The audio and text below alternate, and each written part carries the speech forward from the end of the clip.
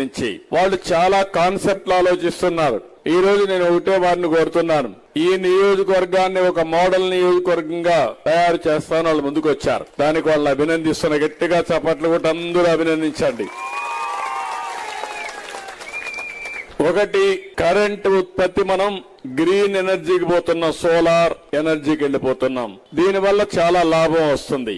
అదే సమయంలో వర్షపు నీరుని భూగర్భ జలాలుగా మార్చాలి. వర్షపు నీటిని భూగర్భ జలాలుగా మనం మారిస్తే భూమి జలాశయంగా మారుతుంది. తద్వారా చెట్లు బాగా వస్తాయి. ఈ రోజు మన నియోజకవర్గంలో చూస్తా ఉంటే 700 మీటర్ల లోపల నీళ్లున్నాయి. గుడిపల్లిలో అయితే 1200 మీటర్ల లోపల నీళ్లున్నాయి. 1200 అడుగుల్లో ఉన్నాయి. 1200 అడుగులంటే మీరందరూ గుర్తుపెట్టుకోవాల్సింది దగ్గర 400 మీటర్లు ఉంటుంది. అంటే ఇలాంటి వచ్చినప్పుడు కనీసం వర్షపు నీటిని భూగర్భ జలాలుగా మార్చుకోవడం ఒక ఎత్తైతే, ఈ రోజు నేను చెప్పాను, రేపు జూన్ కంతా ఎట్టి పరిస్థితుల్లో అందరి నీవా పూర్తి చేసి కృష్ణా జలాలు కుప్పం నియోజకవర్గానికి వస్తాయి, తీసుకొస్తాం.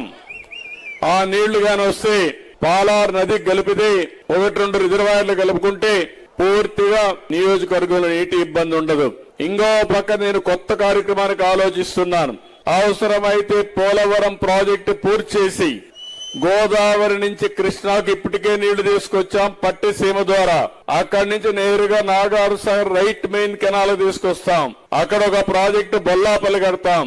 అక్కడి నుంచి నేరుగా బనక చెర్లకు తీసుకొస్తే బనక చెర్లకు గోదావరి నీళ్లు వస్తే అంద్రినీవా ద్వారా నీళ్లు కుప్పానికి వస్తాయని చెప్పి కూడా నేను మీకు తెలియజేస్తున్నా.